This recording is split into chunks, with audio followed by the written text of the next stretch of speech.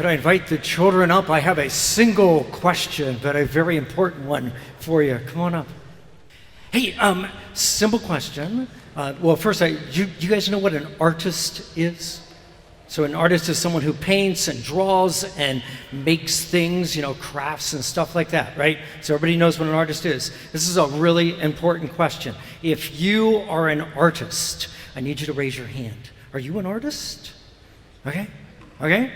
So, pretty much, I like this. I mean, we are, yeah, very good. Okay, now, what you did was you just taught the adults a really important lesson. You don't know that yet, but in a moment, I'm gonna get them to remind themselves that, so many of you, oh yeah, I'm an artist, okay? That's really important, but for you guys, I just want you to remember, that's a gift from God. That you can draw or you can paint or you can, maybe some of the older ones, maybe you can write some poetry, stuff like that. That is a gift from God. And even if nobody enjoys it except you draw something or you color something, you look at it and go like, oh, that is so good. That is a gift from God, and that's a wonderful thing. And you should use that talent, just like our choir over here is using their voices to help us at Mass today. Okay? You got it? All right, no talent is too small. All right, anything the Lord has given you that you're good at, you just do that. Okay, thanks so much. All right, you need to remember this. I don't know if you noticed, the younger kids, they all raise their hand. The older ones a little less much. If I were to ask you, are you an artist? How many of you would raise your hands? A couple, yeah, but not many of us. There's a lesson in that. Let me start with this story first. These people in this story, these workers, they're not being good stewards. They're just not. Basically, it is such a wonderful analogy to this idea of stewardship that we've been talking about the last couple weeks. This idea that everything we have comes from God. Our time, our talent, our treasure, our money, possessions, all that, it comes from God. Just like these workers, this vineyard that they're working in, that they're using their talents to grow this crop, this comes from the landowner. They don't have a job without the landowner. They don't have produce without the landowner. It all starts with them. But if you notice what happens here in the story is somehow they lose track of that. They seem to think it's theirs. The landowner is gone, and so it's sort of like they think it's theirs. This is all our land. It's our crops. And so when it comes time to give the landowner the percentage of the produce that he is due, they say, no. Why should we? It's ours. That's not good stewardship.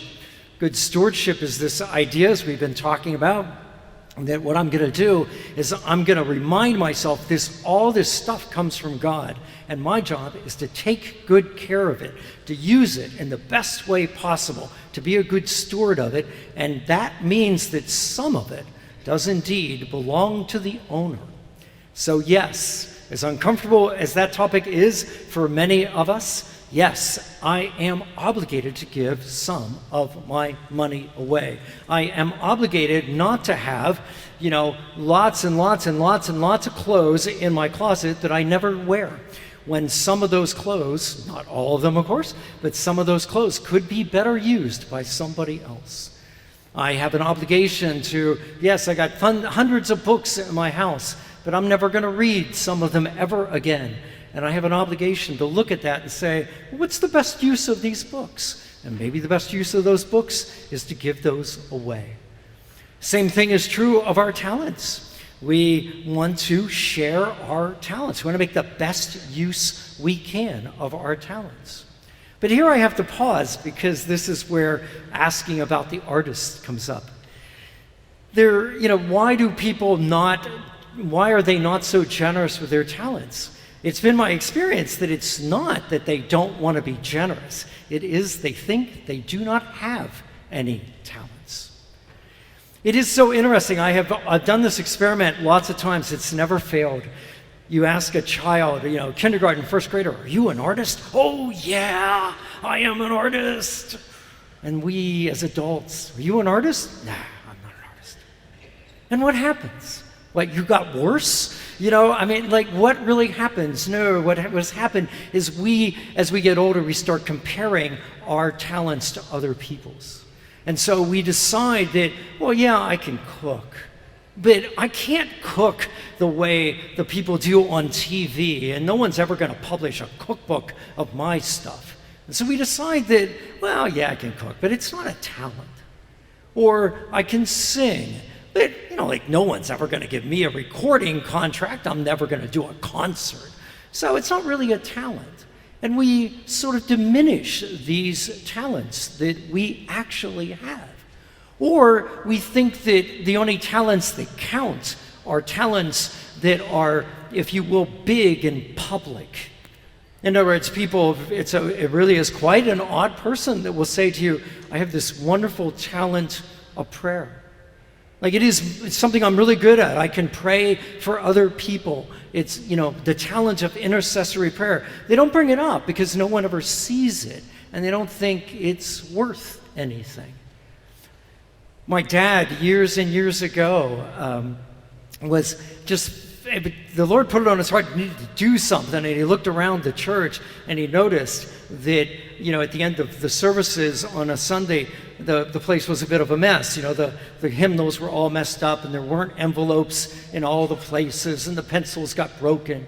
So my dad, on a Monday morning, would go into the church, and he'd start in the first pew on the left-hand side, and he would slowly, one thing at one place at a time, he would go and he'd fix all the hymnals so they all were in there in the right way. He would add envelopes when he needed to. He sharpened all the pencils. It took him like 2 hours to go through the whole church. He had a talent for patience, if you will. This idea of, I'm going to do something that most people would think is utterly boring, but I'm just going to do this, and I can. Dad did that for years. Every Sunday morning when the congregation came in, the place always looked perfect. They never knew my dad did it. It was just some talent he had.